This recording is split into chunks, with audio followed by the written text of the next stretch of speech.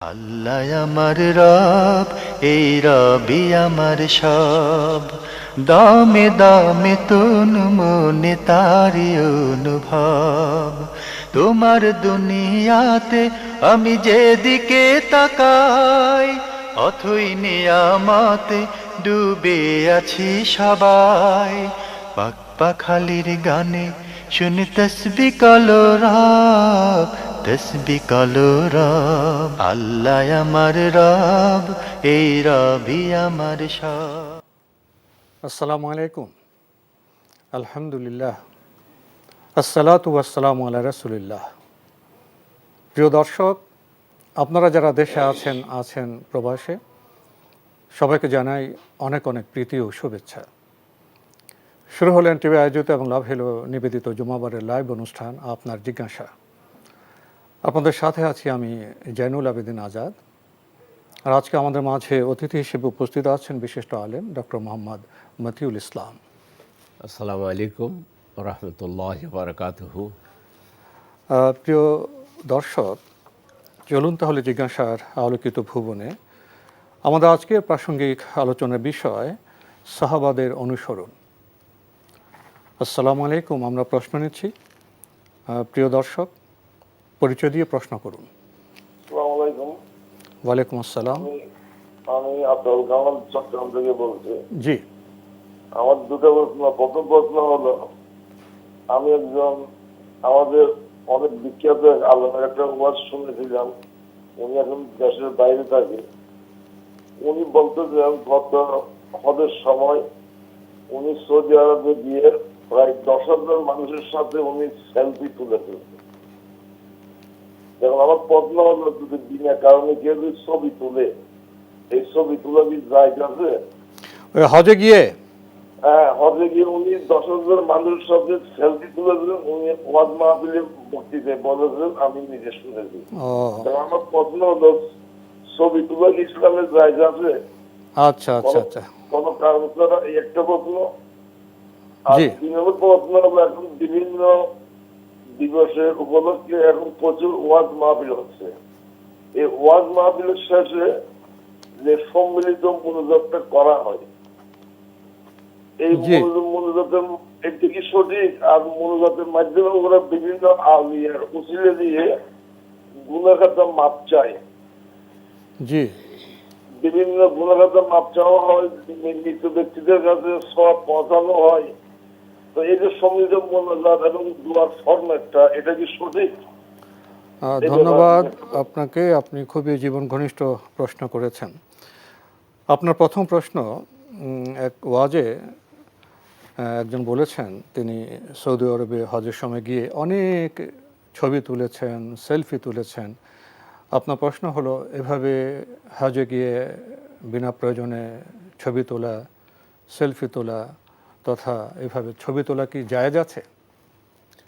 বিসমিল্লাহ, আলহামদুলিল্লাহ, আসসালাতু আসসালামু আলা রাসূলিল্লাহ ওয়া বাদ।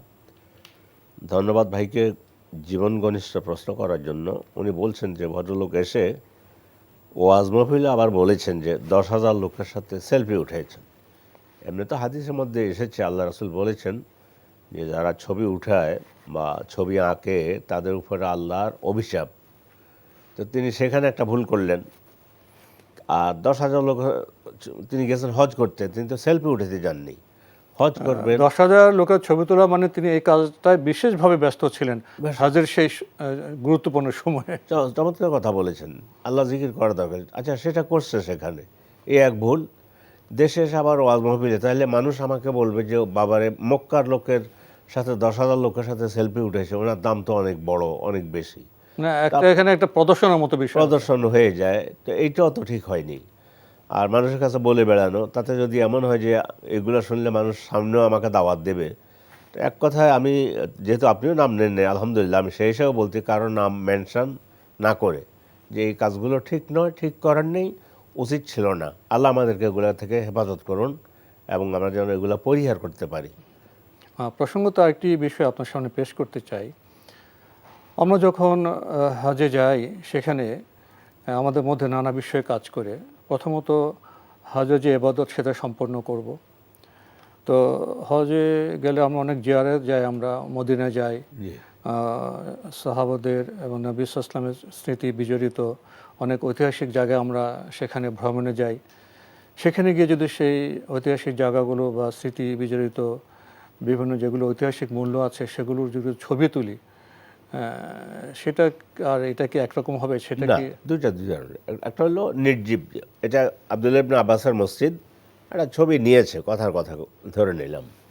এটা হলো হেরা হেরা গুহা, হেরা পর্বত।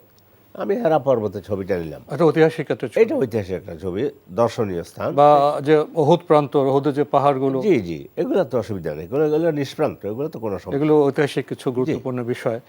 আমরা জানলাম বিষয়টি সম্পর্কে। প্রিয় দর্শক আরেকটি প্রশ্ন করেছেন, নানা দিবস উপলক্ষে ওয়াজ হয়, সেখানে আপনি বলেছেন ওয়াজ শেষে সম্মিলিত মোনাজাত হয় এবং সেই মোনাজাতের একটি চিত্র আপনি বর্ণনা করেছেন এভাবে, সেখানে অলিয়া আউলিয়াদের উসিলায় গুনাহ মাপ চায় এবং মৃত ব্যক্তিদের জন্য সওয়াব পৌঁছানো হয়।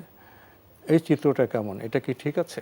সংঘবদ্ধভাবে দোয়া করা, আল্লাহ রসুল সাল্লাল্লাহু আলাইহি ওয়াসাল্লামের জিন্দিগিতে একবারও এই ধরনের কোনো ঘটনা ঘটেনি। একটি ঘটনা, সেটা ভিন্ন, সলাতুল ইস্তেসকা, বৃষ্টির জন্য পানি চাচ্ছিলেন, তাও তিনি মিম্বারে জুমার খুতবা দিচ্ছিলেন।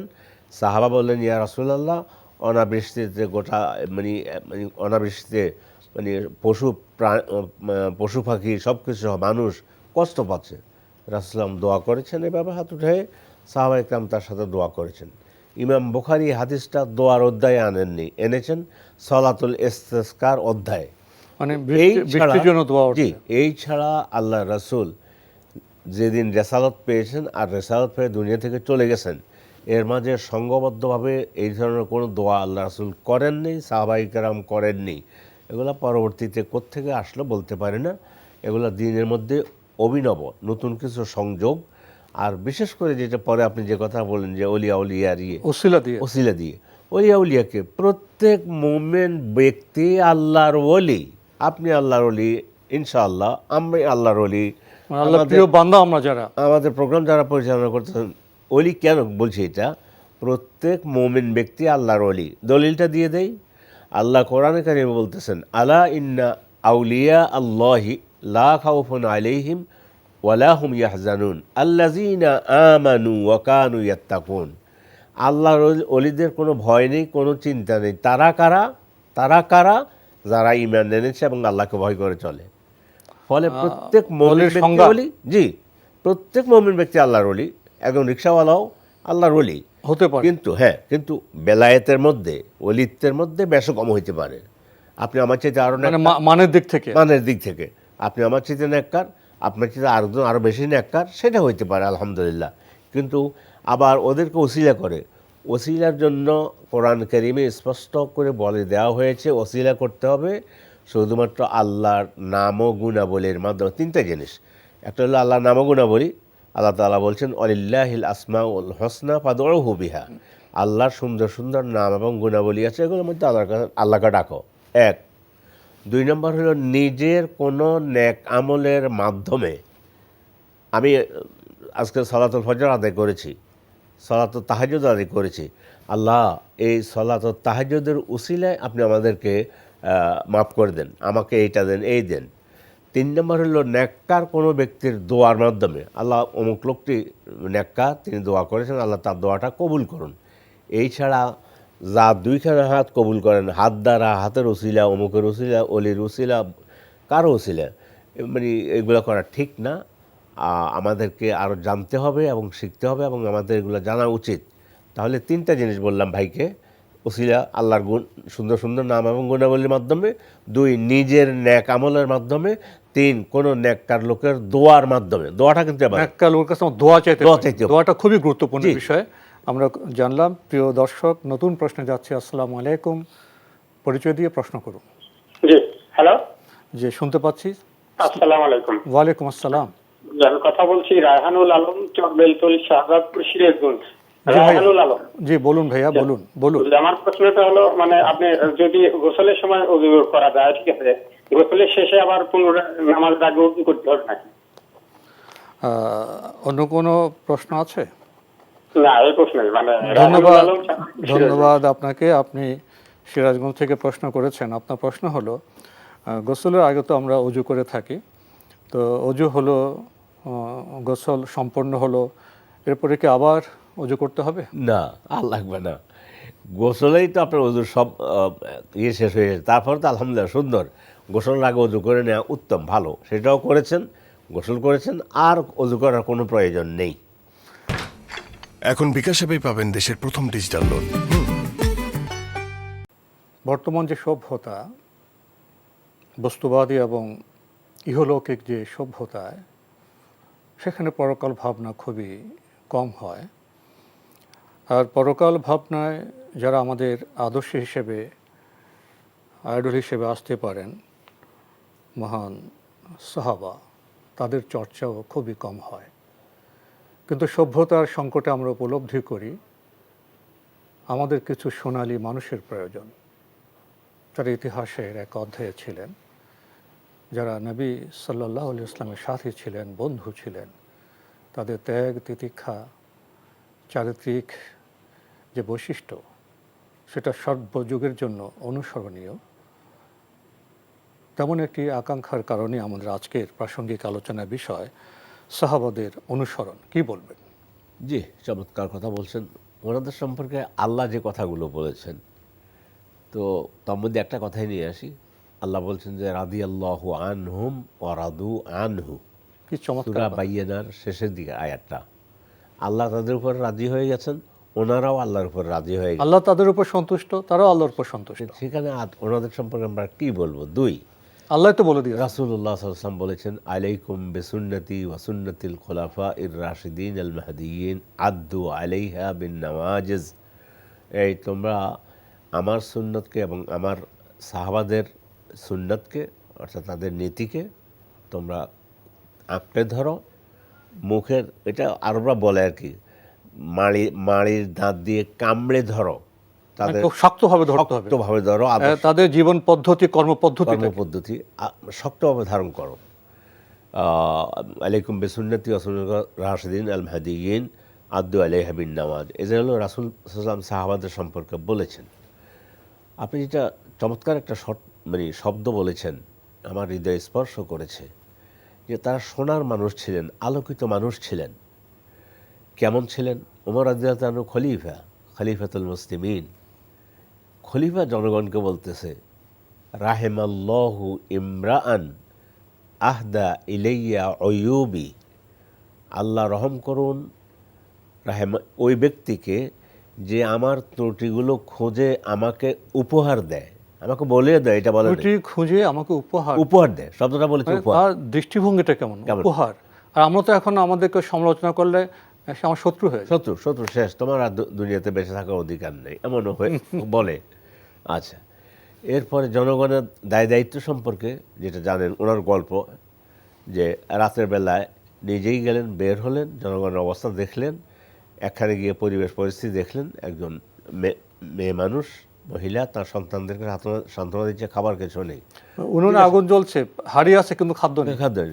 গিয়েছেন, নক করেছেন, শোনার পরে বললো যে উনি যে ওমর, মহিলা তো আর বলতে পারবো না যে খলিফা তো এই অবস্থা, আমাদের তো খাবার তো কিছু নেই। আবার ফিরে আসলেন, সাথে আব্দুল্লাহ ইবনে আব্বাস ছিল, আটার ভজা নিয়েছেন, চিনি নিয়েছেন, অন্য যা নেয়ার নিজের মাথায় উঠিয়ে নিয়েছেন। তো নেওয়ার পরে আব্দুল্লাহ ইবনে আব্বাস বললে, কিছু আমাকে দেন। বলছে যে না, তোমার কেন দেবো, আমার জনগণ এভাবে আছে, ওটা কিয়ামতের দিনে আল্লাহর কাছে আমাকে জবাব দিতে হবে। আমরা কবিতায় পড়েছি, তখন ওমর রাদিয়াল্লাহু তাআলা বললেন, আমার বোঝা আমি বহিব সোজা। আল্লাহু আকবার, আপনি তো সাহিত্যিক মানুষ, আরও কথাটা আরও ইয়ে হলো। তো এইভাবে তিনি নিজে বলেছেন যে ফোরাতের তীরে যদি একটি মেষ সেবকও মারা যায় অযত্নে, তো ওমর ভয় করে তার সেই মেষ সেবক সম্পর্কে আমাকে জিজ্ঞাসিত হতে হবে, জবাবদিহি করতে হবে। হ্যাঁ, আমাকে জবাবদিহিতা করতে হবে। বর্তমান সভ্যতায় কি এটা কল্পনা করা যায়? যে দায়িত্ববোধ। এই জন্য জর্জ বার্নার্ড শো, তিনি একজন দার্শনিক ছিলেন, একজন বহুল পরিচিত ব্যক্তিত্ব। তিনি বলেছেন একটা কথা, তার কথার মধ্যে, লেখার মধ্যে, লেখাটা একটা ম্যাগাজিনে এসেছে, দ্য লাইট ম্যাগাজিন, আমি নিজে পড়েছি সেখানে। তো বলছেন আজকের এই জঞ্জাবিক্ষুব্ধ পৃথিবীর জন্য প্রয়োজন একজন মুহাম্মদের মতো একজন নেতা, গোটা পৃথিবীতে শান্তিতে চেয়ে যাবে।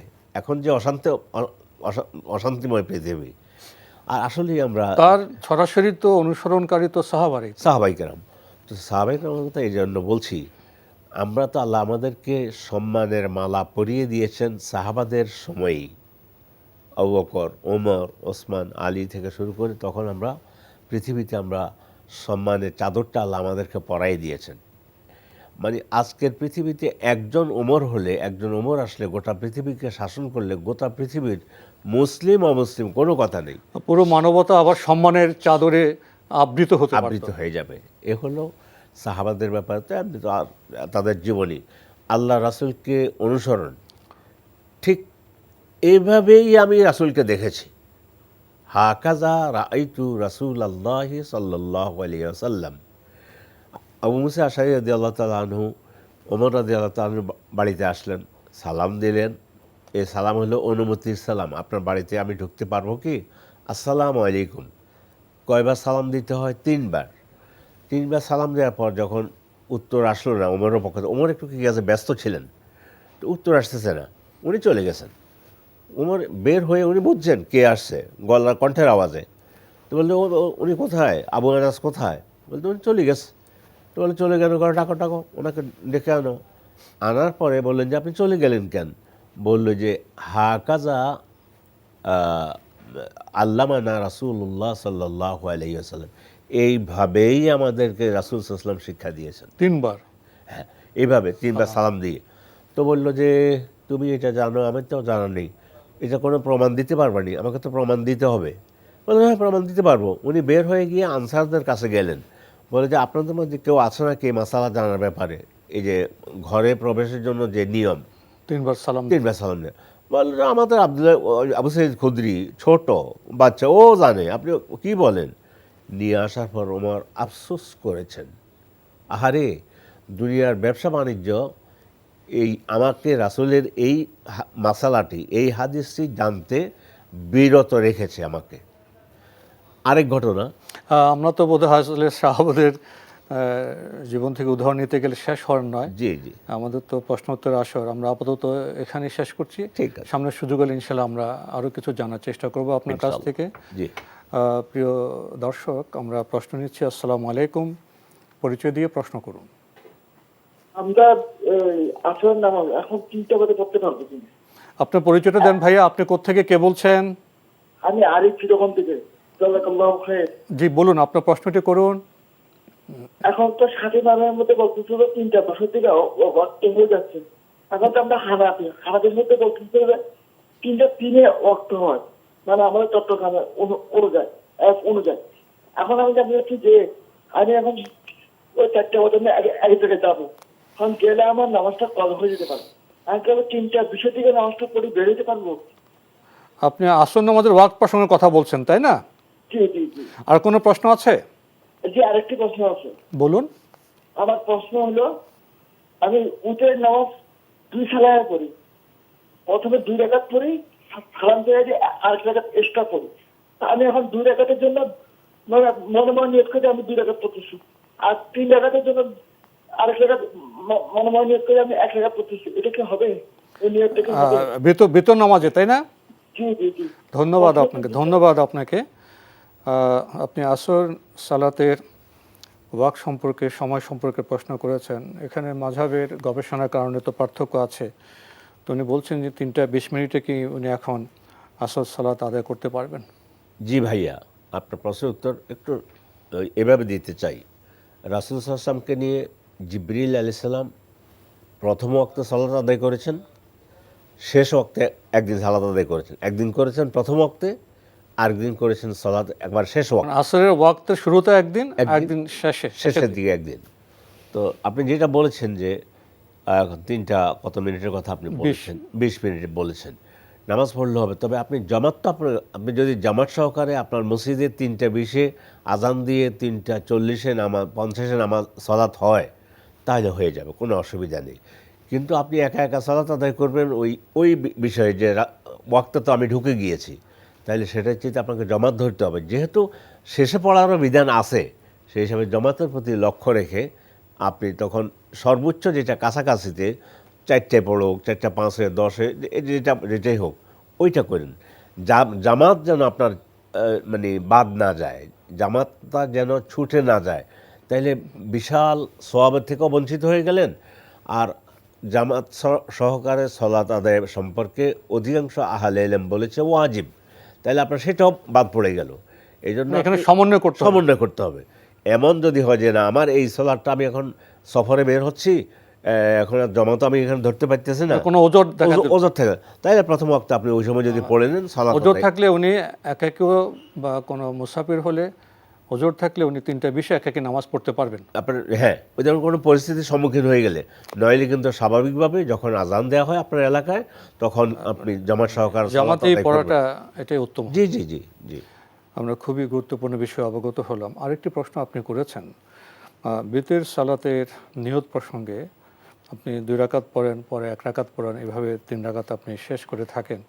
তো নিয়ত কীভাবে করবেন? নিয়ত কি একবার করলে হবে নাকি 2বার করতে হবে? একবার 2 রাকাতের, আবার 1 রাকাতের? ঠিক আছে, আপনার প্রথম হলো সালাত আদায় করাটা ঠিক আছে, দলিল দিয়ে দেই। রাসূলুল্লাহ সাল্লাল্লাহু আলাইহি ওয়াসাল্লাম বলেছেন সালাতুল লাইলি মাসনা মাসনা ফাইজা খাশিয়া আহাদুকুম আস-সুবহা ফায়ুতিরুহা বিরাকা। রাতের নামাজ 2 রাকাত করে। এখন আপনি 2 রাকাত করে এগুলো নিয়ত করেন যে 2 রাকাত পড়তেছেন, আল্লাহু আকবার, আরও 2 রাকাত পড়তেছেন, আল্লাহু আকবার পড়তেছেন। পড়ার পরে সর্বশেষ রাকাত দিয়ে যখন পড়বেন তখন মনে করবেন যে আমি এখন আমার সালাতকে বেতের করে দিচ্ছি। সেই হিসাবে 1 রাকাতে নিয়ত করে যখন সালাত আদায় করে দিবেন, আপনার পুরো সালাত বেতের আওতায় চলে আসবে, আপনার সালাত বেতের হয়ে যাবে সবগুলোই। 5 আর নিয়ত তো মনে মনে ইচ্ছা, ভাষা প্রকাশ বলছেন ভালো, তাহলে তো এটা খুব সহজ ব্যাপার। মনে ইচ্ছা করলে হয় জি, আমি এখন 1 রাকাত পড়ছি, 1 রাকাতে পড়ছি। আমরা জানলাম বিষয়গুলি সম্পর্কে। প্রিয় দর্শক, আমরা নতুন প্রশ্নে যাচ্ছি। আসসালামু আলাইকুম, পরিচয় দিয়ে প্রশ্ন করুন। আসসালামু আলাইকুম ওয়া রাহমাতুল্লাহ। ওয়ালাইকুম আসসালাম ওয়া রাহমাতুল্লাহ। আমি হেলাল বলছিলাম ভাইয়া, চট্টগ্রাম থেকে। জি ভাইয়া বলুন। ভাইয়া আমি যে দেখতেছি এখন আখেরি জমানায় যখন আমরা আসলাম, এই জুলুস নিয়ে যেটা আমরা 12ই রবিউল আউয়াল সম্পর্কে করি, নামাজ নাই, দোয়া নাই, কিছু নাই, তাইলে কি আমরা জুলুসে গিয়ে কি ওগুলি কি জায়েজ আছে নাকি? আমাদের নামাজ প্রথম নাকি জুলুস প্রথম? আপনি যে জুলুস বলেন, এটা কি জুলুস? ওইটা দেখতেছি যে আমাদের চট্টগ্রামে তো ওই রকমই আছে, সবখানেই তো দেখতেছি জুলুস আর জুলুস।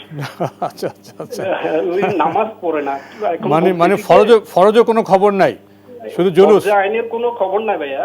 তো এখন জিজ্ঞাসা করলাম যে ভাই আগে নামাজ পড়ে যান না, তো উনি বলতেছে যে নামাজ যখন পড়তেছি না, জুলুসে গিয়ে ওগুলি নামাজের সওয়াবগুলি জুলুস থেকে আসবে আর কি। জুলুস থেকে আসবে না? জি। আর কোনো প্রশ্ন আছে? আর কোনো প্রশ্ন বলতে ভাইয়া, তো সবাইকে বলতেছি যে নামাজের জন্য। জি জি জি, ধন্যবাদ আপনাকে।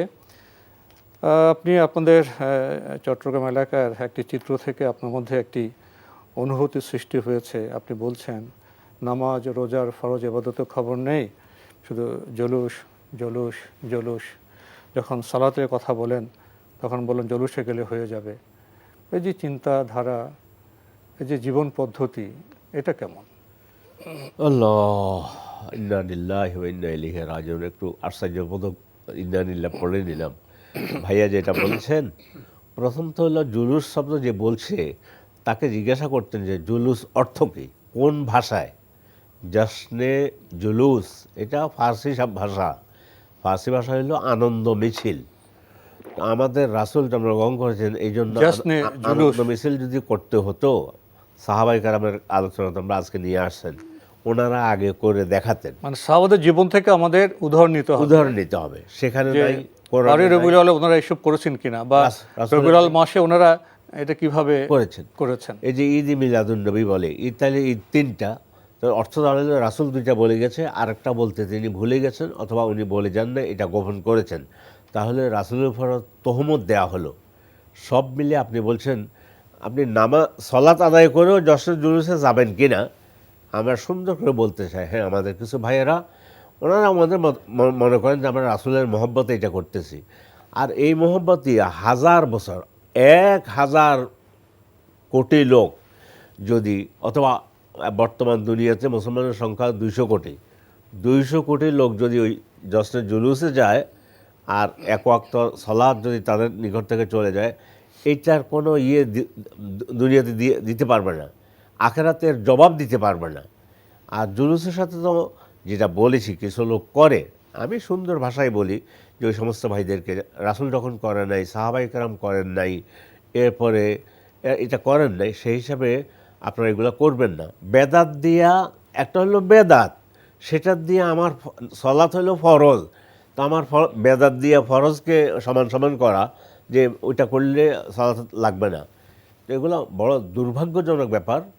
আমি শুধু আমার ভাইকে বলবো, আমরা তো অত দীর্ঘ আলোচনা যেতে পারছি না। নাজাতের দিশা নামে আমার একটা ইউটিউব চ্যানেল আছে, এটার উপরে 2-3টা আলোচনা আছে। আপনি এক্ষুনি খুলে যদি আপনার থাকে মোবাইলে আপনি দেখতে পারেন, বা ইউটিউবে ঢুকে বিস্তারিত আলোচনা দেখতে পারেন। আমার ইউটিউব চ্যানেলের প্রচারের জন্য কথাটা বলছি না, বুঝতে পারছি। মানে আমি লম্বা কথা তো কেন জায়েজ নেই, মানে এই বিষয়ে জ্ঞানদীপ্ত বক্তব্য আছে, সেটা দেখলে একটি বিষয়ে আপনার সামনে পেশ করতে চাই। আমরা তো একটি জনপদে বসবাস করি, জি, একটি জনপদের নৃতত্ব আছে, সমাজতত্ত্ব আছে। তো সেখানে আপনার জানাশোনার একটা মানও আছে যে আমরা ধর্মটা কিভাবে পেলাম, কিভাবে গ্রহণ করলাম। নবী সাল্লাল্লাহু আলাইহি ওয়াসাল্লামের প্রতি আমাদের তো একটা আবেগ আছে, ভালোবাসা আছে। এখন গুরুত্বপূর্ণ বিষয়টি যেদিকে আপনি দৃষ্টি আকর্ষণ করেছেন, যে সেই আবেগ এবং ভালোবাসা প্রকাশের সহি পথ কোনটা। সহি পথ তো আমাদের সাহাবারা দেখিয়েছে, তো যদি সহি পথটা বলতেন, নবী সাল্লাল্লাহু আলাইহি ওয়াসাল্লামের প্রতি আবেগ ভালোবাসা প্রদর্শনের সহি পথ পেলে তো আমরা ভুল পথে যাব না, যদি বলতেন। একবারে সেটা হচ্ছে রাসূলুল্লাহ সাল্লাল্লাহু আলাইহি সাল্লাম তিনি বলেছেন, তারাকতু ফীকুম আমরাইনি লান তাদিল্লু মা তামাসসাকতুম বিহিমা কিতাবাল্লাহি ওয়া সুন্নতি। তোমাদের কাছে দুটো জিনিস ছেড়ে যাচ্ছি, তোমরা কখনোই পথভ্রষ্ট হবে না যদি এই দুইটাকে তোমরা আঁকড়ে ধরো।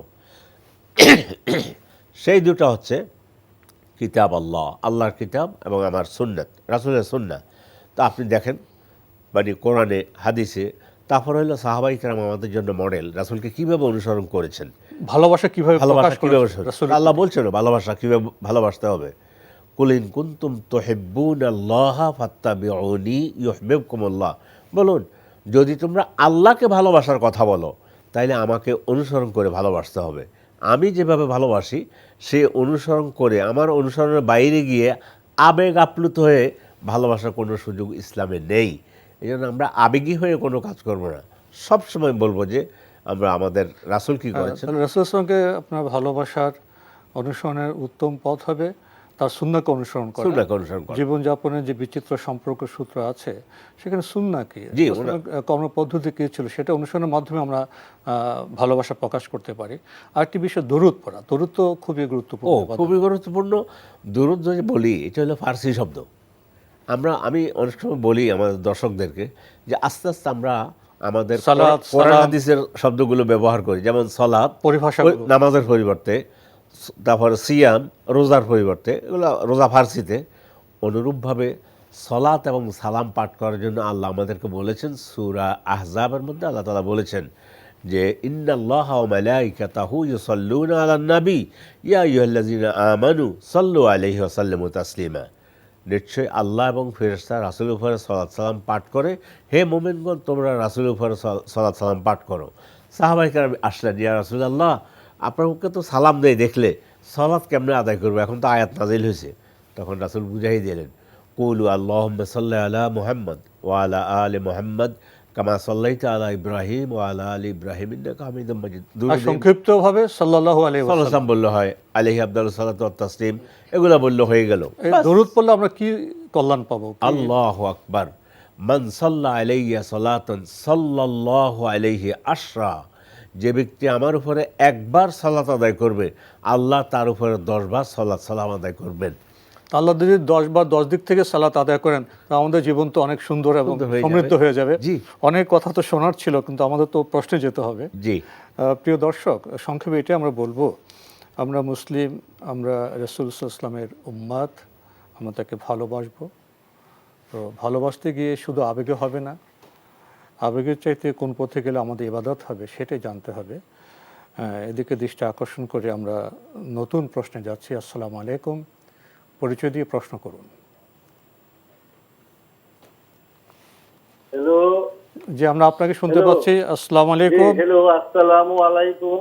ওয়ালাইকুম আমি আসসালাম। গরমপাড়া থেকে ইনুস বলছিলাম হুজুর। জি ভাইয়া বলুন। জি, আমার প্রশ্নটা হলো যে ঈদে মিলাদুন নবীর নামে যে কিছু সংখ্যক লোক আপনার এই যে দুধ ডাল পিটাইয়া করে, এটা কি ইসলামে কতটুকু জায়েজ আছে?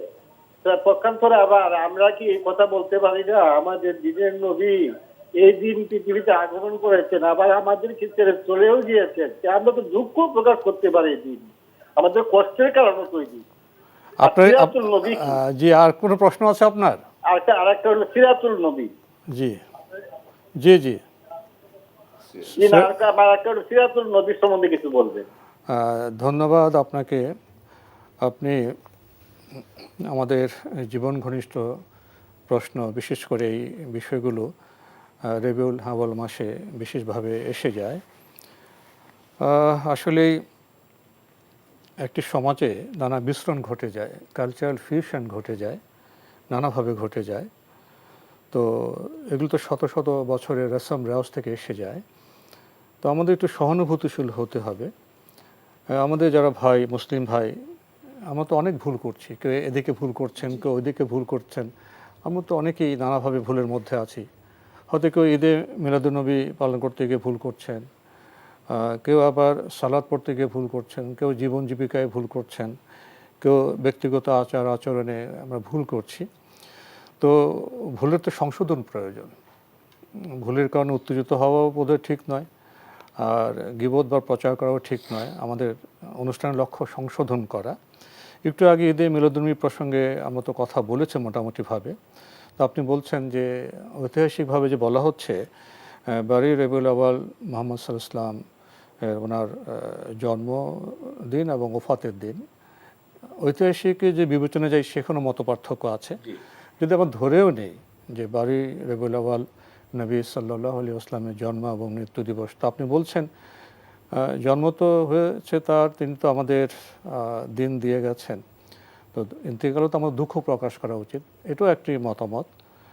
তো শেষে এসে যেটা আপনি বলেছেন যে ঈদে মিলাদুন্নবীর একটি বিষয় আছে, অর্থ আছে, এটার ভাষাতাত্ত্বিক বিশ্লেষণ আছে। আবার একটি শব্দ আপনি উচ্চারণ করেছেন সিরাতুন নবী, এটা কি একটু ব্যাখ্যা করে বলবেন? জি, আমাদের ভাই যেটা বলেছেন, প্রথম ঈদ মিলাদুন্নবী যদি আমরা বলি, ঈদ অর্থ খুশি। আমরা ঈদ পালন করি না, দুইটা ঈদ। আমাদের নবী সাল্লাল্লাহু আলাইহি ওয়াসাল্লাম যখন মদিনায় আসলেন হিজরত করে, তখন সংক্ষেপে বলছি আর কি, তিনি দুটা ঈদ আমাদের জন্য নির্ধারণ করে দেন। একটা হলো ঈদ উল আদহা, যদি আরবি প্রনাউন্সিয়েশনে বলি, আর ঈদ উল আজহা, এটা প্রচলিত ফার্সি প্রনাউন্সিয়েশনে বলেছি। তো যাই হোক, ঈদ উল আজহা একটা, আর ঈদ উল ফিতর দুইটা। যদি আমরা তৃতীয় ঈদ বের করি তাহলে বোঝা যাবে যে রাসূল সাল্লাল্লাহু আলাইহি ওয়াসাল্লাম আরেকটা ঈদ যে আছে এইটা তিনি মানুষকে পৌঁছায় যান নাই। তাহলে নাউজুবিল্লাহ, ঈদুল আযহা একটা, ঈদুল ফিতর একটা, দেখেন শেষ, কিয়ামত পর্যন্ত মুসলমানদের ঈদ দুটি। তিনটা যদি আমরা সংযোগ করি আরেকটা, তাহলে মুহাম্মদ সাল্লাল্লাহু আলাইহি ওয়াসাল্লামের উপরে তাহলে পক্ষান্তরে এটা বলা হবে যে এই আমারটা উনি পালন করে যান নাই, এই দায়িত্বটা।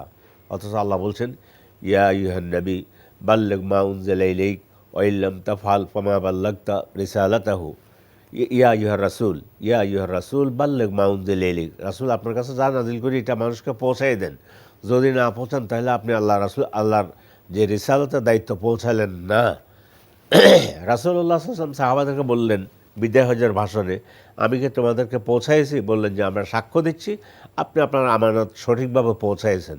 এখন যারা ঈদ বলে তৃতীয়টা যোগ করবে, তাহলে বোঝা গেল ঈদ তিনটা, একটা রাসূল সাল্লাল্লাহু আলাইহি ওয়াসাল্লাম তিনি মানুষকে বলে যান নাই। এখন আমরা বের করেছি, আমাদের ওস্তাদ বুজুর্গ তারা বের করেছে। না ভাই, এই ধরনের কোনো সুযোগ ইসলামের মধ্যে নেই। সাথে আপনি বলেছেন যে সিরা তো আল্লাহ রাসূলের সিরাত আমাদেরকে মৃত্যু পর্যন্ত ওনার জীবনী দেখে দেখে, জীবন চরিত দেখে দেখে আমাদের আমরা সুন্নাহ বলতে পারি। জীবন চরিত দেখে দেখে আমরা, এটা শুধু 12ই রবিউল আউয়াল না, 13ই রবিউল আউয়াল না, গোটা সারা জীবন। বছর, গোটা সারা জীবন রাসূলের সিরাত আমাদের সামনে থাকবে। গৃহে বাইরে এই সমাজে জন্য সব জায়গায়। সিরাতের আলোচনা চলবে, আজও চলবে, কালো হবে। আমি এখন একটু আগে যেটা খাচ্ছি আপনাকে দেখাচ্ছি, আমি বিসমিল্লাহ ডান হাতে নিলাম পান করার জন্য, রাসূলকে অনুসরণ করতে। এটা সিরাতুন নবী। সিরাত, আমি বিসমিল্লাহ বলে বিসমিল্লাহ পান করলাম, সিরাতুন নবী। ফলে এটা আমার এটা জীবনের সারা জীবন, প্রতিদিন, প্রতি প্রতি মুহূর্তে। ওয়াক্তে, হ্যাঁ, প্রতি ওয়াক্তে, প্রতি ওয়াক্তে সালাতে তো আমাদের রাসূল ইসলাম সিরাত অনুসরণ করতে জি, হবে। জি। তো আমরা তো আসলে প্রশ্ন উত্তর আসরে আছি, আমরা তো বেশি বিশ্লেষণ করতে পারি না। এখন বিকাশ অ্যাপেই পাবেন দেশের প্রথম ডিজিটাল লোন।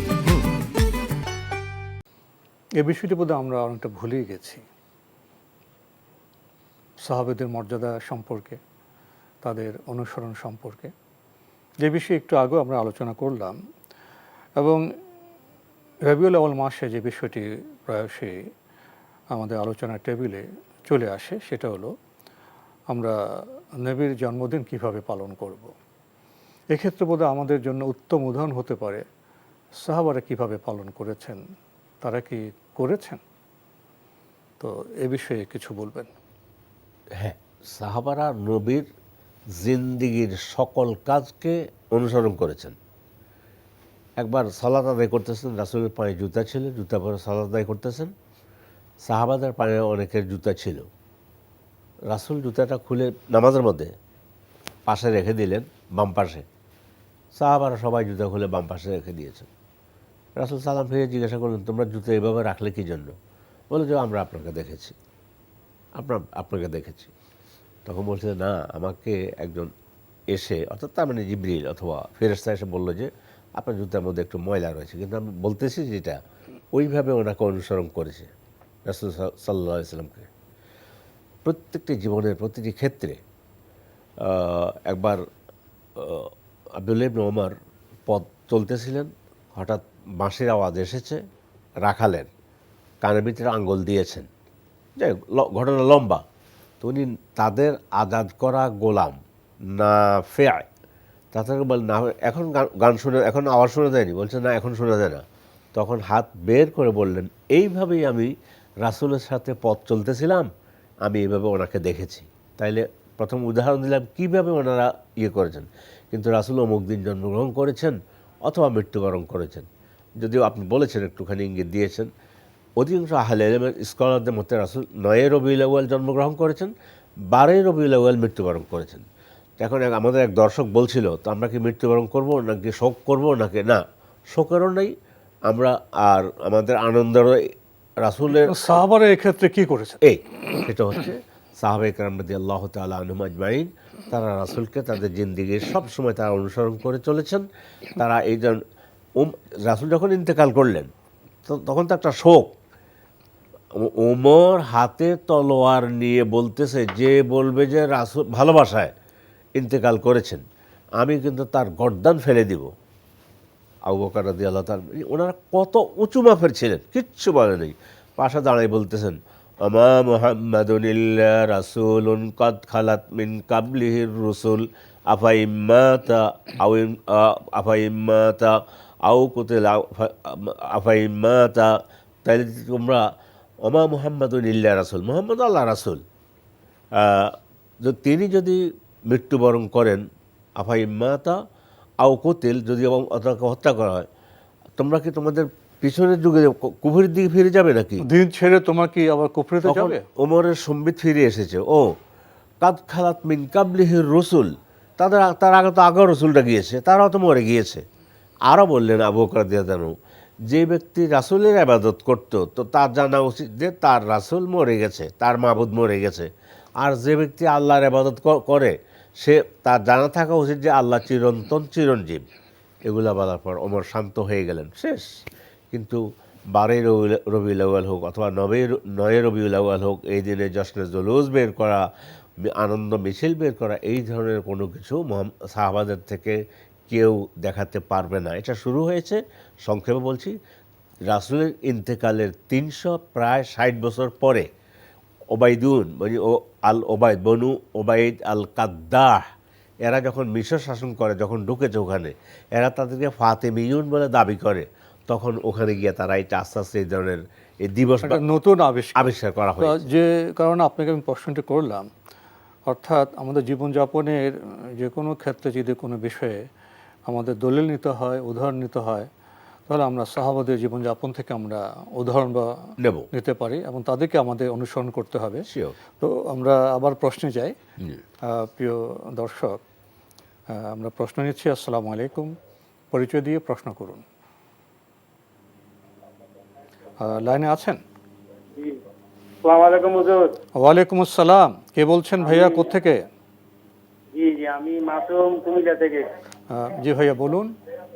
আমার প্রশ্ন হলো যে যে যে তিনকুল ভরি আমরা পুরা ইখলাস, ফালাক, নাস, শত্রুতে বাঁচার জন্য, এগুলো কি আগে পরে দুরূদ পড়া কি জায়েজ কিনা, এটা আমি জানতে চাই।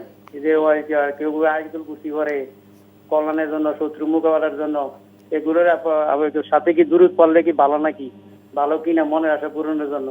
আর দ্বিতীয় প্রশ্ন হলো যে হুজুর, জি বলুন বলুন বলুন। Thank you.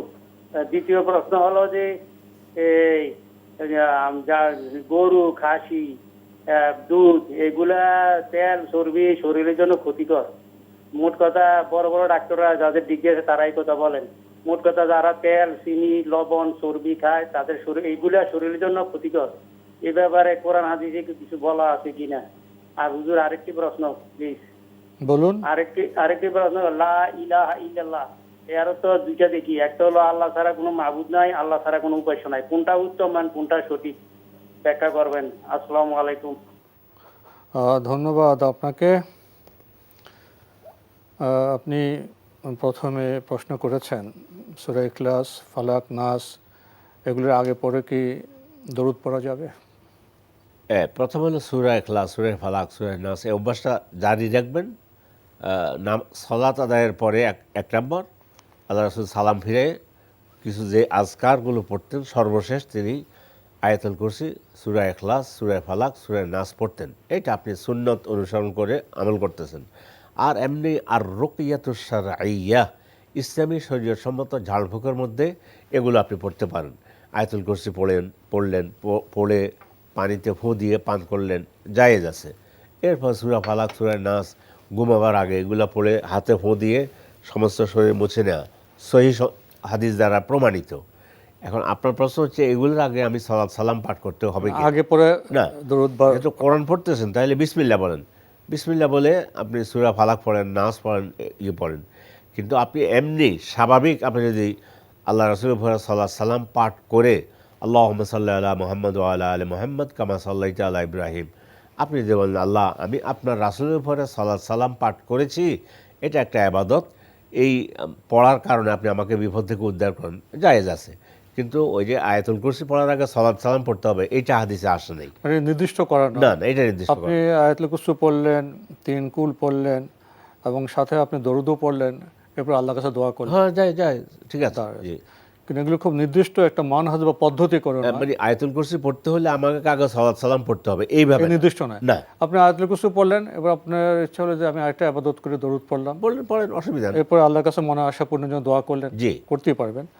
আরেকটি প্রশ্ন উনি করেছেন যে সমকালীন সমাজে যারা চিকিৎসক তারা তো বলেন রেড মিট খাবেন না, অর্থাৎ গরু খাবেন না, খাসি খাবেন না, তেল চর্বি খাবেন না, এগুলো ক্ষতিকর।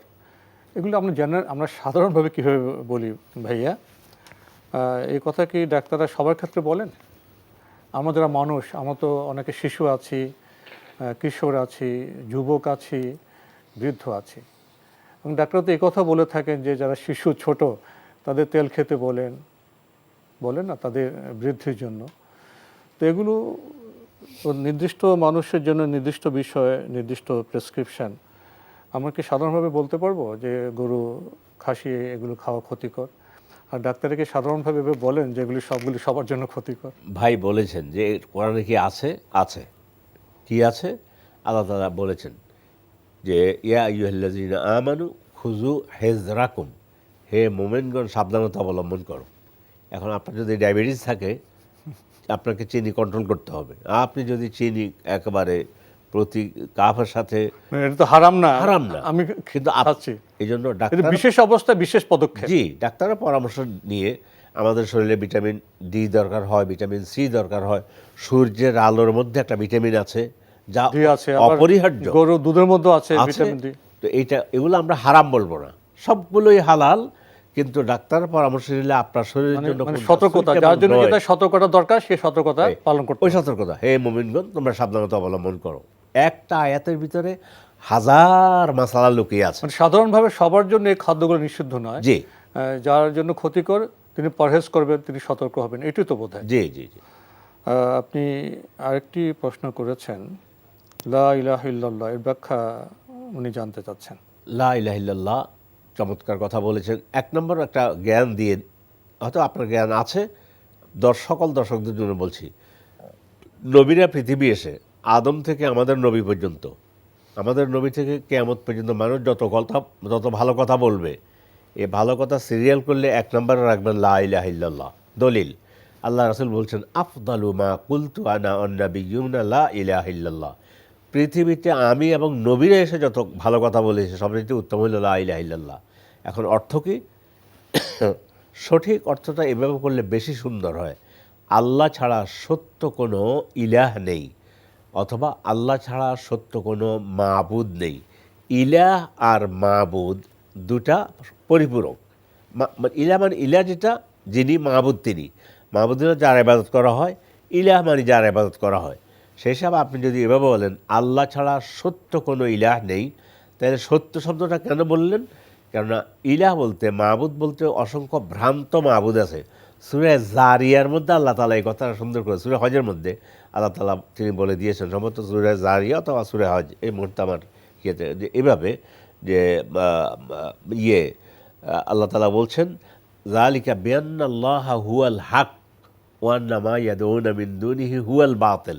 এটা এই জন্য যে আল্লাহ তিনি সত্য মাবুদ, হক, আর আল্লাহ ব্যতীত যাদের উপাসনা করা হয় তারা অসত্য মাবুদ। ব্যক্তি যার সামনে মস্তক অবনত করুক সেটা তার মাবুদ। একজন সূর্যের পূজা করে, সূর্য তার মাবুদ, কিন্তু আমরা বলবো সূর্য এটা ভ্রান্ত। আরেকজন পাথরের পূজা করে, আরেকজন এটার পূজা করে, এগুলো সব ভ্রান্ত। একমাত্র এই জন্য আহলে ইলম, পৃথিবীর বড় বড় স্কলার বলেছেন যে লা ইলাহা ইল্লাল্লাহর অর্থটা, এমনি আমরা বই পুস্তকে দেখি আল্লাহ ছাড়া কোনো মাবুদ নেই, সাধারণ অনুবাদ, সাধারণ অনুবাদ, কিন্তু গভীরে গিয়ে অনুবাদ করলে সাথে সত্যটা যোগ করলে আল্লাহ ছাড়া সত্য কোনো ইলাহ নেই, এটা বললেও বলতে পারেন, আল্লাহ ছাড়া সত্য কোনো মাবুদ নেই। এটা হলো সবচেয়ে উত্তম। আমরা এতক্ষণ যা বললাম সেটা সারমর্ম হলো আমরা তাওহীদের কথা বলছি। জি, তাওহীদ, এটা তাওহীদের মূল বাণী, মূল বাণী হলো এটা। আমরা জানলাম। প্রিয় দর্শক, বিষয়গুলো সম্পর্কে আমরা নতুন প্রশ্নে যাচ্ছি। আসসালামু আলাইকুম প্রিয় দর্শক, পরিচয় দিয়ে প্রশ্ন করুন। আসসালামু আলাইকুম রাহমাতুল্লাহ। জি। আমি Noakhali Chowmoni delta jute mill থেকে নাজমুল ইসলাম চৌধুরী সাহেব বলতেছি। জি ভাইয়া বলুন। আমি 94 সাল থেকে একটা আমল করি, আশ্চর্য আমল পরশমণি।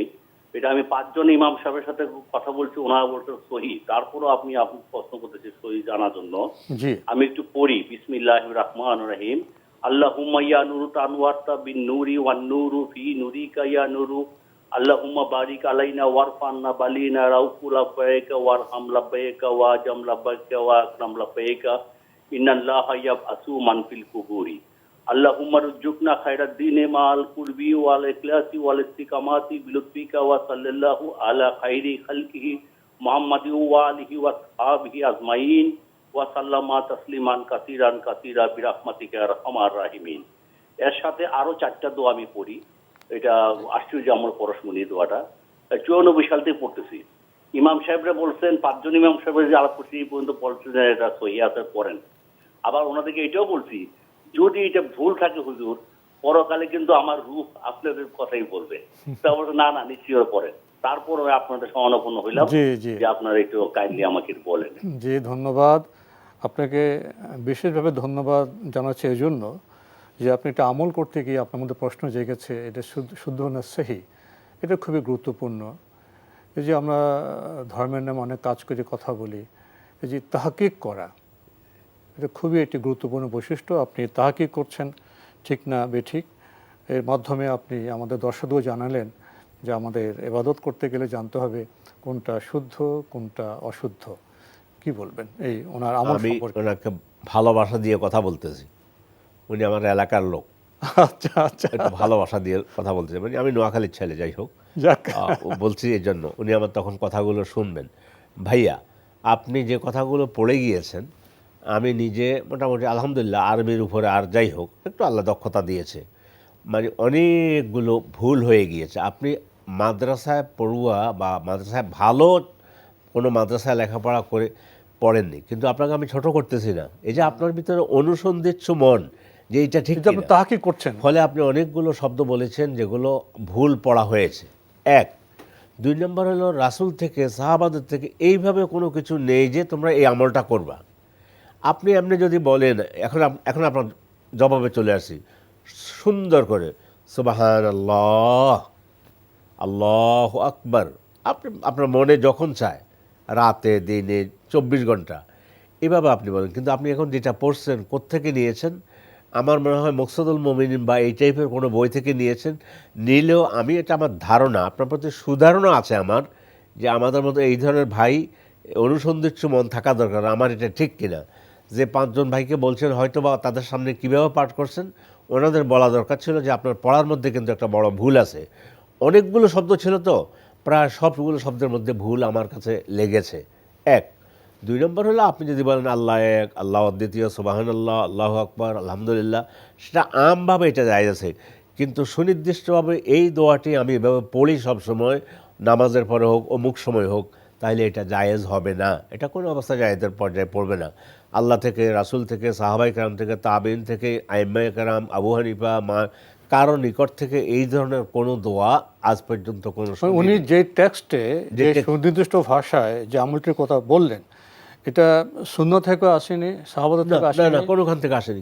এটা কোনো এক ধর্মপ্রাণ ব্যক্তি হতে এটা রচনা করেছেন, কোনো একটা গ্রন্থ থেকে আমি এই জন্য বলছি, হয়তো মকসুদুল মুমিনিন বা কোনো একটা গ্রন্থ থেকে পেয়েছেন। নিয়ামুল কোরআন টোরান এই টাইপের কোনো বই থেকে। এখানে তো শেষের দিকে তো অনেক দরুদ বা সালামের কথা দিয়েছেন। এটা কোনো ব্যক্তির আল্লাহকে মহব্বত করে কিছু কথা উনি বলতেন, কথার কথা ধরলাম, ওনার মতো করে। আপনাদেরকে আমি বুঝতে চাচ্ছি, এই আমাদের এই ধর্মপ্রাণ ভাই তো উনি আমল করতে চাচ্ছেন, তো উনি সেই শুদ্ধ আমল করতে চান, হয়তো উনি জানেন যে আমল শুদ্ধ না হলে আমি ফজিলত পাবো না। তো সেই শুদ্ধ আমলের ব্যাপার তো আমাদের মাসনুন যে বিষয়, সেখানে যেতে হবে, যেটা রাসূল করেছেন, সাহাবারা করেছেন। তো এগুলোর বাইরে যেতে গেলে ভালোর সাথে কিছু মিশ্রণ ঘটে যায়, এখানে রিস্ক হয়ে যায়। তো আপনি ওনাকে কি পরামর্শ দিবেন? না, আমার পক্ষে আপনি এখন যেভাবে শুনছি আমি, আপনি এভাবে না পড়ে আপনি এই যে একটু আগে বললাম লা ইলাহা ইল্লাল্লাহ, সুবহানাল্লাহ, আলহামদুলিল্লাহ, আল্লাহু লা আকবার, ইলাহা ইল্লাল্লাহ, এগুলো ইয়াসিন সূরা পড়েন কিছু অংশ, আর রহমান সূরা পড়েন, দরুদ ইব্রাহিম পড়েন, দরুদ ইব্রাহিম পড়েন, সবচেয়ে উত্তম এই কথা। আর যেগুলো পড়ছেন এগুলো আরবি ভাষার সাথে কোনো অবস্থা মানায় না। আরেকটা বিষয় কি আমরা ওনাকে বলতে পারি যে নির্দিষ্ট যে আমল করবেন, যেটা রাসূল সাল্লাল্লাহু আলাইহি ওয়াসাল্লাম নির্দিষ্ট করেছে সেটা নির্দিষ্ট হবে, বাকিগুলো যদি আপনি শুদ্ধ কোনো কথা বলেন সেটা নির্দিষ্ট করার প্রয়োজন নেই, সেটা আপনি যে কোনো সময় বলতে পারেন। কিন্তু আপনি যে কথাগুলো বলেছেন এগুলোর মধ্যে অনেক ভুল আছে। আমি আপনার ভুল ধরে দেওয়ার কারণ, এটা ভুল তো আমিও করি, সবাই করে, আমাদের তো ভুল আছে, সবারই আছে। ভুল আছে। ইমাম মালিক বলছেন প্রত্যেক মানুষে ভুল করে, তবে এই কবরে যিনি আছে মানে মুহাম্মদ সাল্লাল্লাহু আলাইহি ওয়াসাল্লাম ছাড়া। তো সেটা তো আমাদের মধ্যে অনেক ভুল থাকবে। আমাদের অনুষ্ঠানের লক্ষ্য তো এটাই যে আমাদের মধ্যে অনেক ভুল আছে, আমরা জানাজানের মাধ্যমে সে ভুলকে আমরা সংশোধন করে ক্রমান্বয়ে আমরা শুদ্ধের পথে যাব, এবং আমরা আল্লাহর কাছে দোয়া করব, তওবা করব যেন আমাদের ভুলগুলো আল্লাহ মাফ করে দেন। জি, তো আপনি যেটা পড়েছেন এটা এভাবে পড়বেন না। আচ্ছা। এবং প্রিয় দর্শক, আমাদের শায়েখ তো আপনাকে বললেন কোন বিষয়গুলো আপনি নিয়মিত পড়তে পারবেন, যেগুলো রাসূল ইসলাম নিয়মিত পড়েছেন। আপনার হিসনুল মুসলিমিনে এই গ্রন্থে হিসনুল মুসলিম এই বইটা কিনে নিতে পারেন, আপনি অনুসরণ করতে পারেন, সেখানে অনেক আমলের বিষয় আছে। প্রিয় দর্শক, আমরা নতুন প্রশ্ন যাচ্ছি। আসসালামু আলাইকুম, প্রিয় দর্শক, পরিচয় দিয়ে প্রশ্ন করুন। আসসালামু আলাইকুম। ওয়ালাইকুম আসসালাম। আমি হাসনাত চট্টগ্রাম থেকে বলছিলাম। জি ভাইয়া বলুন। আমি হজ করে এসেছিলাম 2022 সালে। হজে গিয়ে আমার পা ফেটে গিয়েছিল। পা ফেটে যাওয়ার ফলে আমি স্যান্ডেল পরে হাঁটছিলাম এবং মাথাতে তাওয়াফ করার সময় আমি মোজা পরে তাওয়াফ করেছিলাম। তখন যারা আমার সাথে ছিলেন মুআল্লিম বলে যে এই তাওয়াফ করার সময় পা ঢেকে রাখতে হবে, মোজা পরে যাওয়া যাবে না, আপনি মোজা পরলে আপনাকে কিছু সদকা করতে হবে। তারপর আমি অপারগ, কারণ আমি খালি পায়ে পাচ্ছিলাম না, পাটা ফেটে গিয়েছিল, আমি মোজা পরে তাওয়াফ করেছিলাম, তাওয়াফটা মোজা পরে করেছিলাম। এখন এই তাওয়াফটা কি শুদ্ধ হয় নাই? মৌজা পরে কি করা জি যাবে না? জি, আর কোনো প্রশ্ন আছে? এটাই আর জানা- ধন্যবাদ আপনাকে। আপনার তাওয়াফটা প্রশ্ন কোন তাওয়াফ ছিল কি? এটা কোন তাওয়াফ ছিল ভাইয়া? এটা আমার মূল মূল হজের তাওয়াফ? হজের। জি জি, ও, জি। ধন্যবাদ আপনাকে। প্রশ্ন তো স্পষ্ট পেয়েছি। জি, এখন স্পষ্ট হয়েছে। জি। যদি হজের তাওয়াফুল ইফাদা হয়ে থাকে তাহলে আপনার মুজাফারাতে কোনো সমস্যা হয়নি, কোনো সদকা খয়রাত করতে হবে না। কিন্তু এখান থেকে যাওয়ার সময় প্রথম যে তাওয়াফ করা হয়, তাওয়াফুল উমরা যেটাকে বলে, যেটা দেশ থেকে যাওয়ার সময় করেছেন, সেটা ভিন্ন। সেটা করার সময় আপনি এহরাম অবস্থায় ছিলেন। এহরাম অবস্থায় মানে পুরুষ মুজা পরবে না, তো আপনি সেটা তো ইয়ে করেন নাই। এই জন্য আপনার যেহেতু তাওয়াফুল ইফাদা ছিল, কোনো অসুবিধা মূল হজের মূল হজের এটা কোনো অসুবিধা হয় মুজা না, পরে তাওয়াফ করাতে কোনো সমস্যা হয়নি। হয়নি, কোনো সদাকাও করতে হবে না। জি জি, আমরা নতুন প্রশ্নে যাচ্ছি। আসসালামু আলাইকুম, প্রিয় দর্শক, পরিচয় দিয়ে প্রশ্ন করুন। আচ্ছা, আমরা যে সালাম দিই, সালাম, ভাইয়া কোত্থেকে কে বলছেন? আমি দিনাজপুর থেকেই বলছি, শামসুল। আচ্ছা ভাইয়া বলুন। সালাম দিই আমরা, ঠিক আছে সালাম দিই। আমরা যে মানে হুসুকার উচ্চারণ না করে ওকার উচ্চারণ করি, আর সালাম না বলি আসসালামও বলি। জি জি, এটা কি শুদ্ধ? আর কোনো প্রশ্ন আছে? আচ্ছা, আর একটা প্রশ্ন আছে, কথা আমি বলি আসসালাম না বলি আমরা আসসালামও বলি। এটা হলো জি। 1 নম্বর প্রশ্ন। আর 2 নম্বর প্রশ্ন হলো যে ইমাম যে এই যে সূরা দোহার মধ্যে ওই যে পড়ে, কলা না পড়ি কলাম পড়ে, আর উলা না পড়ি উলাম পড়ে। হ্যাঁ, জি আর উলা না পড়ে উলাম পড়ে, বুঝছেন? জি জি জি, আর ফাতার দর জায়গা ফাতার দাম পড়ে, তো এটা কি ওই ইমামের পিছনে কি নামাজ হবে? ধন্যবাদ আপনাকে। আপনি তো ভাষাতাত্ত্বিক কিছু প্রশ্ন করেছেন। প্রথমে সালাম প্রসঙ্গে। জি, সালাম এটা তো আপনি তো আমাদের বাংলা ভাষায় এটা আমরা আসলে আরবিতে হলে তো আসসালামু, মিমের উপরে পেশের বিপরীত অন্য কোনো কিছু নেই।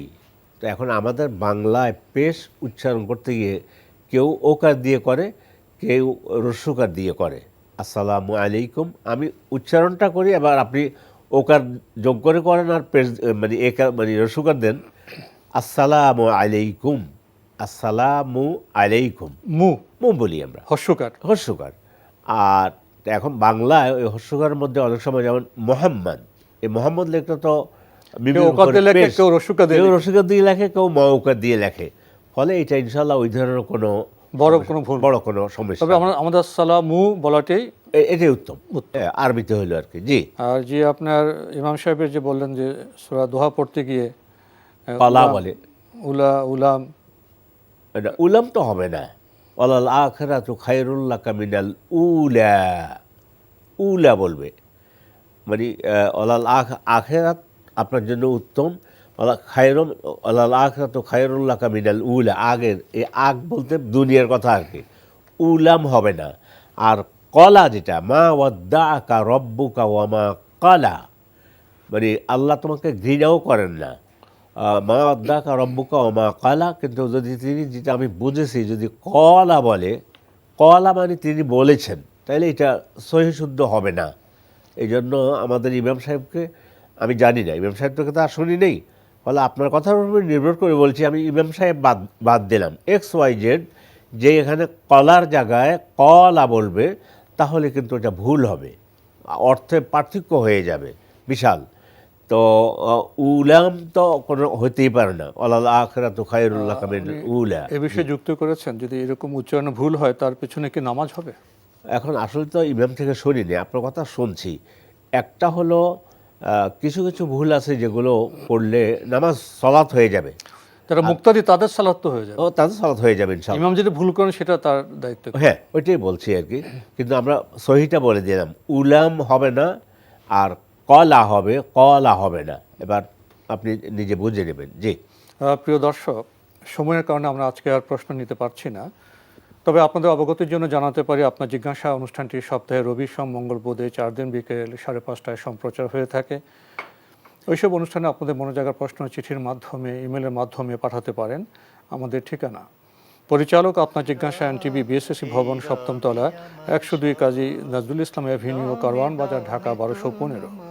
ইমেল অ্যাড্রেস আপনার জিজ্ঞাসা@ntbbbd.com। এছাড়া এনটিভি অনলাইনেও আপনারা আমাদের অনুষ্ঠান দেখতে পারবেন, ভিজিট করুন www.ntbbd.com। ইউটিউবে এবং আমাদের ভেরিফাইড ফেসবুক পেজেও অনুষ্ঠান দেখতে পারবেন। প্রিয় দর্শক, সবশেষে রয়েছে গ্রন্থ পরিচিতি। আমাদের আজকের গ্রন্থের নাম নবীজি সাল্লাল্লাহু আলাইহি ওয়াসাল্লাম যেমন ছিলেন তিনি।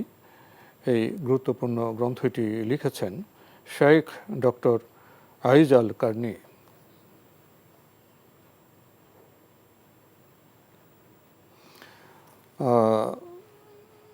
এই গ্রন্থটি প্রকাশ করেছে সমকালীন প্রকাশন। এই গ্রন্থে দীর্ঘ সূচি রয়েছে, খুবই গুরুত্বপূর্ণ বিষয়গুলো এখানে সন্নিবেশিত হয়েছে।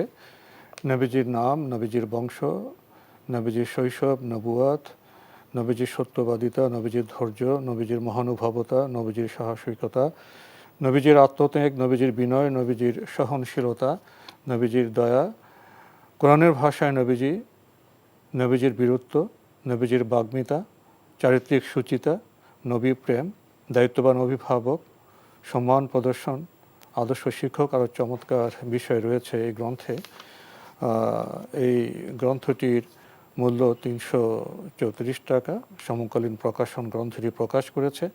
যারা এই গ্রন্থটি পেতে চান টেলিফোনে যোগাযোগ করতে পারেন। Telephone number 01616626636। আবারও বলছি 01616626636। নবীজি সাল্লাল্লাহু আলাইহি ওয়াসাল্লাম যেমন ছিলেন তিনি। যদি কিছু বলতেন এই গ্রন্থটি সম্পর্কে। জি, সংক্ষেপে বলবো। প্রথম গ্রন্থটি আরবিতে লিখেছেন আর শেখ আয়েদ আল কারনি। উনি আরব দুনিয়ার একজন বড় উঁচু মাপের একজন কবি, একজন তিনি সাহিত্যিক, একজন তিনি উঁচু মাপের লেখক এবং অথেন্টিক সোর্স থেকে তিনি লিখেছেন প্রত্যেকটি কথা। আসলে আমাদের এই গ্রন্থটি অনুবাদ করেছেন আমাদের বাংলাদেশের ভাই মুরসালিন নিলয়। আচ্ছা, অনুবাদ করেছেন। আমি অনুবাদ যিনি করেছেন ওনাকে আমি চিনি না, আমার সাথে জানাশোনা। তবে শেখ ডক্টর আইজ আল কারনি মুসলিম বিশ্বের একটা শ্রেষ্ঠ স্কলার। জি জি, বড় স্কলার। উনি বইটা লিখেছেন, অথেন্টিক সোর্সে লিখেছেন। এটা পাঠক অনুবাদে কী করেছেন হয়তো কিছু ভুলভ্রান্তি হইতে পারে, কিন্তু এমনি বইটা যা পড়বেন রাসূলের জীবনী সম্পর্কে, সিরাত সম্পর্কে খুব সুন্দর একটা বই। এটা পাঠক কিনে নিতে পারেন, কিনতে পারেন, পড়বেন। জি, তো আজকে আমাদের এখানে শেষ করতে হচ্ছে। আপনাকে অনেক ধন্যবাদ। ধন্যবাদ আপনাদেরকেও। প্রিয় দর্শক, রবিউল আউয়াল মাসে তো আমরা নবী প্রেমের কথা বলি।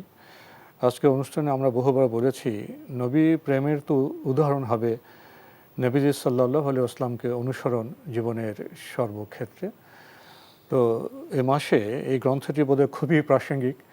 আমরা যদি নবীজি সাল্লাল্লাহু আলাইহি ওয়াসাল্লামকে জানি, তার জীবনের যে আচরণ সে সম্পর্কে জানি, তিনি ঘরে বাইরে মানুষের সাথে কেমন আচরণ করতেন, শুধু স্বধর্মের মানুষের সাথে নয়, যারা ভিন ধর্মী ছিলেন, অন্য ধর্মের মানুষ ছিলেন, তাদের সাথে তার আচরণ কেমন ছিল, তিনি সুখে দুঃখে, গৃহে বাইরে এবং বিশ্ব যে ব্যবস্থা সেখানে তিনি কেমন আচরণ করেছেন। অর্থাৎ আমাদের জীবনযাপনের ছোট থেকে বড়, গৃহ থেকে বৃহত্তর অঙ্গন, প্রকৃতির সাথে আচরণ, মানুষের সাথে আচরণ, সব ক্ষেত্রে তার জীবনের উদাহরণ আছে। আসুন আমরা তার সে উদাহরণ পালনের মাধ্যমে তাকে ভালোবাসি। দেখা হবে ইনশাল্লাহ আগামী জুমাবার একই সময়ে। প্রিয় দর্শক, মহান আল্লাহ আমাদের সবাইকে নিরাপদে রাখুন শান্তিতে। আসসালামু আলাইকুম। আল্লাহ আমার রব, এই রবি আমার সব, দামে দামে তুন মনে তারি অনুভব। আল্লাহ আমার রব, এই রবি আমার সব, দামে দামে তুন মনে। এখন বিকাশ অ্যাপে পাবেন দেশের প্রথম ডিজিটাল লোন।